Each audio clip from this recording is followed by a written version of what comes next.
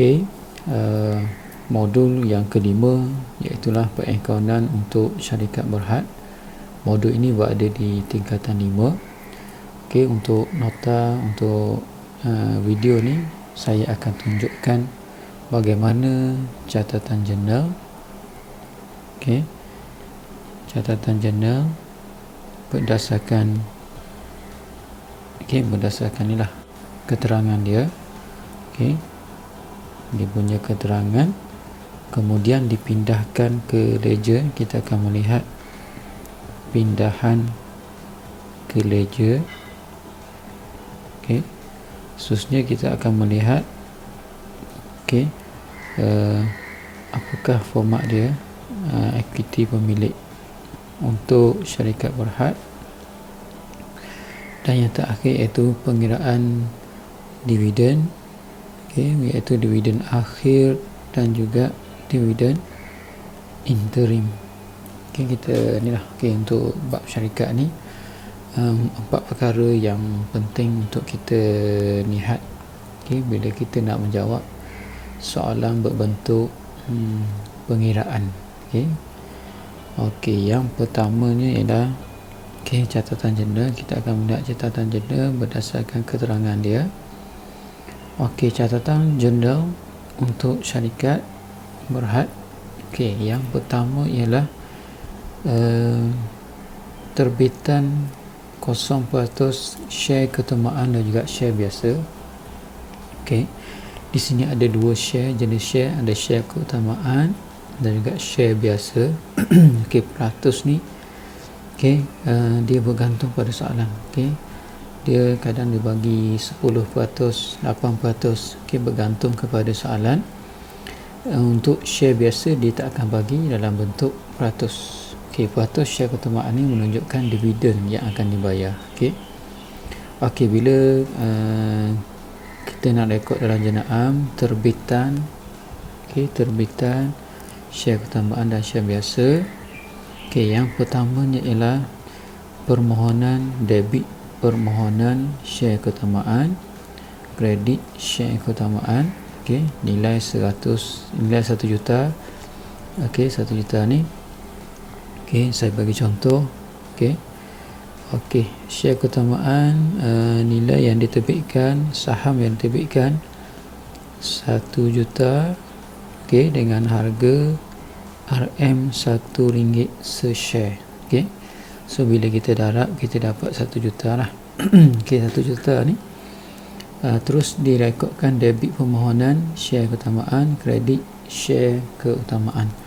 Untuk kita nak ingat, awak pegang satu fahaman iaitu modal. Modal kita tahu dia adalah equity pemilik. Equity pemilik dia berbaki sebelah kredit.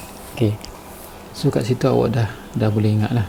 Modal peratus share keutamaan, kredit, debit permohonan share keutamaan. Akaun permohonan ni adalah dia akaun sementara lah. Sementara.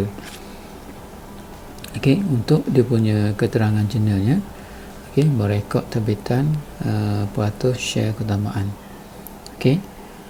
Itu cara dia. Kalau kita tengok share biasa, sama juga. Debit permohonan share biasa, kredit share biasa. Cumanya nama dia adalah share biasa, tapi dia tetap kredit modal. Modal share biasa. Debit permohonan share biasa. 800,000 ni mungkin contohnya 800,000 unit yang ditawarkan dengan harga RM1. RM1 saham. Itu bergantung kepada soalan. Debit permohonan, kredit share, modal share biasa. Seterusnya ialah bila kita dah rekod permohonan, kredit, modal, seterusnya kita kena rekod berapa duit yang masuk. Berapa duit yang masuk. Biasanya bila dia terbitkan, ada ayat dia diterbitkan dan berbayar penuh. Berbayar. Kalau bayar penuh maksudnya pembeli saham, okey, yang beli saham kita tu dia beli dapat duit lah, dia bayar kat kita, so kita dapat duit. So kita faham bank tu dapat duit, bank tu akan jadi debit. Okey, bank tu kita faham dia adalah aset, okey, aset kan, aset semasa, so dia berbaki debit. Okey, awak boleh ingat lah, okey, bank kalau dapat duit sebelah debit, okey, 1,800,000 ni maksudnya dia tambah lah, okey, 1 juta untuk share keutamaan dan juga 800,000 untuk share biasa, ditotalkan, okey, debit bank. Okey, kredit, nak kredit apa? Okey, senang je kita boleh ingat. Okey, permohonan share biasa ni kredit sebab sebelum ni dia datang dengan debit. Okey, debit. Okey, dia debit kan. Okey, bila dia pindahkan dia akan jadi sebelah kredit. Okey, so permohonan share biasa akan jadi kredit, permohonan share keutamaan juga menjadi kredit. Okey, butirannya ataupun ayat dia merekod penerimaan wang daripada terbitan share keutamaan dan juga share biasa. Okey, itu cara dia. Okey, untuk kita nak tahu ledger, sebenarnya journal ke ledger ni, apa yang debit dekat journal, dekat ledger pun dia akan debit. Okey, saya ambil contoh yang permohonan. Okey, permohonan Januari 1. Okey, permohonan share keutamaan. Okey, awak tengok akaun permohonan share keutamaan. Okey, yang pertama ni dia kata debit 1 juta. Okey, ledger pun dia debitkan. Okey, debitkan. Okey, butirannya ialah lawan dia. Okey, modal permohonan, modal peratus share keutamaan. Okey, kredit. Okey, kredit dekat Januari 1 ni modal share keutamaan. Awak tengok akaun modal share keutamaan. Okey, juga dia sebelah kredit. Kalau journal kredit, ledger pun kredit, cuma butiran dia apa lawan dia, apa regu dia, iaitu permohonan share keutamaan. Okey, macam tu lah. Okey, dia punya cara pindahan ke ledger. Sama juga permohonan share biasa. Awak tengok yang bawah pada share keutamaan tu, debit permohonan share biasa 800,000. Okey, so butirannya ialah modal share biasa.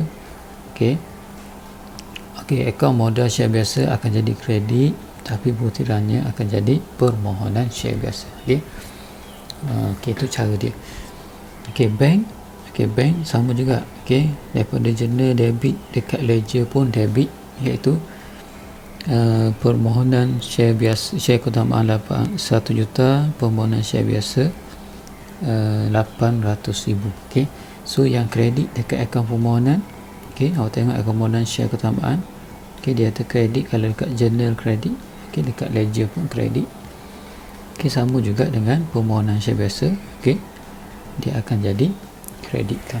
Okey, itu cara dia. Okey, so ini catatan bila nak rekodkan terbitan. Okey, soalan dia kata merekodkan terbitan share keutamaan dan share biasa. Okey, kadang-kadang dia minta terbitan share keutamaan saja, so kita buat share keutamaan saja. Okey, seterusnya ialah apabila berlakunya kurangan. Okey, kalau kurangan langganan share biasa, okey, lebihan langganan. Kita tengok kurangan langganan. Okey, maksudnya contoh lah. Okey, contoh kita terbitkan 1 juta share biasa. Okey, share biasa. Okey, pada hujung tahun yang orang beli, maksudnya pembeli saham hanya beli RM800,000 saja. Okey, so bezanya ialah 200,000. Okey, so siapa yang nak tanggung? Okey, maksudnya ada pihak penanggung, iaitu dipanggil, kalau kes saham ni dia ada inilah penaja jamin. Okey, penaja jamin ni bila tak laku, tak terjual, so ada pihak penaja jamin ni. Okey, dia terdiri pada bank saudagar. Okey, bank saudagar, ada juga amanah saham. Okey, ada beberapa lagi lah. Okey, pihak penaja jamin ni dia tanggung dulu. Okey, dia tanggung. So kita tak perlu risaulah yang kurang langganan tu. Okey, tetap kita dapat duit. okey, bank sebelah debit. Okey, dapat duit, kita tahulah bank debit. So kredit permohonan share biasa. Okey, kredit permohonan share biasa. Itu cara dia. Okey. Okey, kalau untuk catatan ledger sama juga. Okey, debit bank, account bank lah. Okey, debit account bank. Okey, kredit akaun permohonan share biasa. Okey, butirannya awak pusing lah. Okey, akaun bank letak permohonan share biasa, dekat akaun permohonan share biasa awak tulis bank. Okey, itu cara dia untuk kalau berlaku soalan ataupun kes langganan, kurangan langganan. Okey, kita terbit sekian tapi kita dapat kurang daripada yang kita terbit tu, itulah maksudnya kurangan langganan. Okey, itu cara rekod dia kat journal juga ledger. Jika berlaku lebihan langganan, okey, lebihan langganan ni wujud bila pembeli saham dia beli kita dah tutup, maksudnya kita dah tutup kita punya jualan kita, masih lagi yang dah bayar. Okey, dah bayar kat kita, maksudnya dia dah back in duit macam tu lah. Okey, so bila dia dah back in, contohnya kita terbit 1 juta. Okey, contoh lain 1 juta. Okey, lepas tu kita tengok ujung tahun kita dapat 1,300,000. Okey, so kita dapat duit 1,300,000. So bezanya ialah 300,000 ni. Okey, kita tak boleh ambil duit ni, so kita kena refund balik. Okey, pulangkan balik. Okey, pulangkan. Okey, dengan cara kalau catatan jenda ni, okey, kalau kita nak pulangkan balik duit tu, so bank akan berkurang. Sebab itulah bank sebelah kredit. Okey, pegang satu ni lah, awak pegang satu yang senang awak faham. Okey, bank sebelah kredit ni bank berkurang. Okey, 300,000. So debit akaun yang terlibat ialah permohonan share. Okey, permohonan share biasa. Okey, itu cara dia. Okey, so dekat ledger sama juga, dekat ledger, dekat akaun bank pun sama, dia akan jadi kredit. Okey, so akaun permohonan juga akan jadi debit. Butirannya kita lawan lah. Okey, dekat permohonan awak tulis bank, dekat akaun bank awak tulis permohonan share biasa. Okay, itu cara kalau berlakunya lebihan langganan. Okey, maksudnya pelanggan ataupun peminat saham kita tu, dia dah, maksudnya kita dah tutup permohonan, masih lagi yang bayar, so kita kena refund. Itu maksudnya lah. Okey, lebihan langganan. Okey, itu cara rekod. Okey, kalau berlaku lebihan langganan. Okey, bahagian lain ialah macam mana kita nak rekod di equity pemilik kalau syarikat berhad. Okey, syarikat berhad. Okey. Okey, so cuba kita ingat balik dalam milikan tunggal. Okey, milikan tunggal ni seorang kan, milikan tunggal. Okey, apakah catatan equity pemilik dia? Okey, equity pemilik untuk milikan tunggal, dia akan ada modal awal. Okey, modal awal tambahkan dengan untung bersih. Kalau rugi bersih tolak. Okey, so tolakkan lagi dengan ambilan. Okey. Okey, kalau perkongsian, okey, perkongsian, okey, equity pemilik, dia akan tulis modal. Okey, akaun modal kan, akaun modal A, akaun modal B. Okey, lepas tu ada akaun semasa A, akaun semasa B. Okey, itu kalau perkongsian. Kalau kelab dia panggil dana. Okey, dana terkumpul. Okey, dana terkumpul, dia tak panggil equity, dana terkumpul lah. Okey, so ada dana terkumpul awal, dana terkumpul awal mungkin dia tambah derma. Okey, dia tak akan ada ambilan. Okey, kalau syarikat, okey, nama juga equity pemilik, ada nama perniagaan PKK, equity pemilik, tapi dia punya butiran tu adalah modal diterbitkan dan berbayar penuh. Maksudnya modal diterbitkan merujuk kepada saham. Okey, kalau ada 2 saham, okey, kena rekodlah 2 saham. 1 juta unit persen share keutamaan ni, maknanya berapa unit yang dikeluarkan. Okey, dengan share keutamaan ni. Okey, berapa ringgit, mungkin dapat RM1, tapi dia tak tunjukkan berapa harga sesaham tu, tak ditunjukkan dalam equity pemilik, dalam inilah bahagian equity pemilik ni. Tapi awak dah kira dekat sebelum tu awak dah boleh kira. So 1 juta unit, okey, betul awak dapat lah dengan berapa ringgit, okey, berdasarkan pada soalan. Okey, tu cara dia. Juga sama juga share biasa 800,000 unit, okey, darabkan dengan berapa ringgit ataupun berapa sen sesaham. Lepas darab barulah letak dia punya jumlah kat sini lah. Okey, tu cara dia. So totalkan. Okey, tu cara dia kalau syarikat berhad. Okey, kalau sebab syarikat ni dia lebih fokus pada bahagian equity pemilik, tak perlu buat aset bekas masa, aset semasa, dia hanya bahagian equity pemilik saja. Okey, seterusnya yang terakhir ialah pengiraan dividen. Okey, dividen tunai ni, okey, bila kita beli saham, so kita akan dapat dividen. Okey, maksudnya pembelilah kita, peniaga syarikat, pihak luar yang beli saham tu dia akan dapat dividen.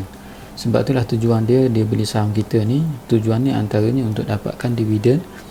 Okey, dividen ada terdiri daripada dua, iaitu dividen interim dan juga dividen akhir. Dividen interim ni dibayar sebelum, okey, sebelum keuntungan diperolehi, okey, ataupun sebelum tempoh perakaunan. Okey, sebelum tempoh perakaunan, okey, syarikat dah bayar dividen. Okey, itu maksud interim. Kalau dividen akhir dibayar selepas dah tempoh perakaunan. Okey, tarikh akhir tu dia bayar. Okey, jika dibayar dalam nilai, ada dua cara. Jika dibayar dalam nilai persen, okey, nilai peratus share. Okey, ada dua cara sebenarnya. Okey, bayaran persen dia boleh bayar, syarikat boleh bayar dalam bentuk persen ataupun dalam bentuk sen. Okey, nilai sen lah. Okey, nilai harga se-share. Okey, nilai harga lah, sen ke mungkin dalam harga ringgit. Okey, kita boleh tulis harga se-share. Okey, dalam sen, biasa sen. Okey, biasa dalam sen lah. Okey, contohnya ni dividen share keutamaan. Okey, katakanlah dia bayar nilai peratus se-share. Okey, unit saham, unit share keutamaan, okey, yang dia terbitkan berapa, harga se-share, dividen, tempoh. Okey, kita ambil contoh ni. Okey, unit dividen, unit share kita ambil keutamaan, katakanlah dia terbitkan 1 juta, okey, dengan harga RM1 sesaham. Okey, persen yang dia bagi ialah mungkin dalam 10%. Okey, darab dengan tempoh. Okey, tempoh ni, okey, tempoh katakanlah dia bayar pada, okey, dia bayar sebelum tempoh perakaunan.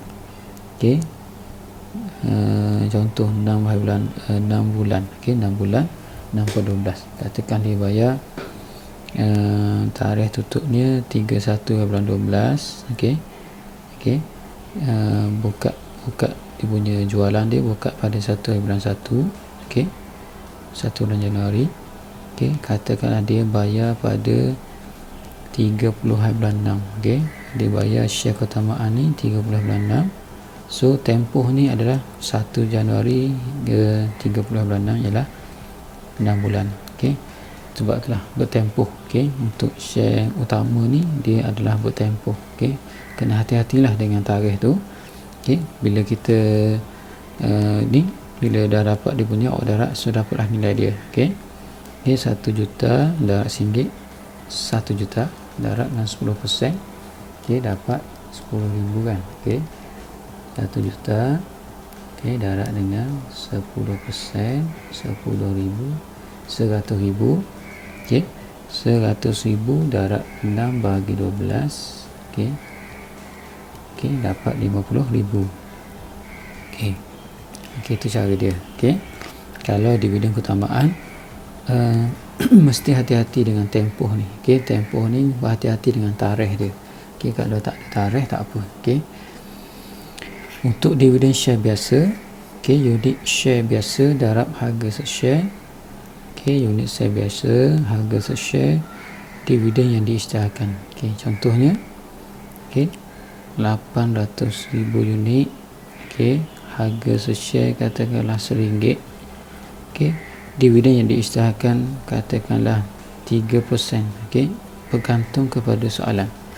Okey, untuk share biasa dia tak ada, maksudnya tempoh tu tak perlu ni lah, tak perlu di highlightkan. Okey, darab dengan RM1 darab dengan 0.03. Okey, katakan sini 24,000. Okey. Okey, tu untuk dividen share biasa.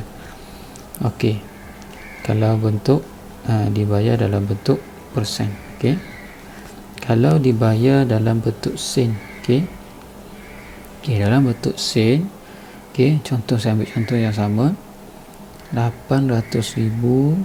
okey, katakanlah dia bayar untuk tahun tersebut dia nak bayar 50 sen. Okey, 50 sen se-share. Okey, so terus awak darab 50 sen, tak perlu darab dengan harga se-share tu. Okey, tak perlu darab. Okey, 800,000 darab dengan 50 sen. 800,000 darab dengan 50 sen, dapat dalam 400,000. Okey, 800,000 unit, okey, darab dengan 50 sen. Okey, dapat dalam 400,000. Okey, tu cara dia lah. Okey, kalau dibayar dalam bentuk sen. Okey, so nanti saya akan tunjuklah soalan-soalan berbentuk sen macam mana, berbentuk persen macam mana. Okey, so highlight kat sini nota dividen yang dikira adalah jumlah modal share yang diterbitkan dan berbayar penuh. Okey, nak kira dividen berdasarkan modal yang diterbitkan dan juga berbayar penuh. Okey. Okey, itu saja bahagian yang perlu kita tekankan kalau kita nak jawab soalan-soalan melibatkan pengiraan. Okey, ni cara dia lah. So ni maksudnya perkara penting yang perlu kena ingat. Okey.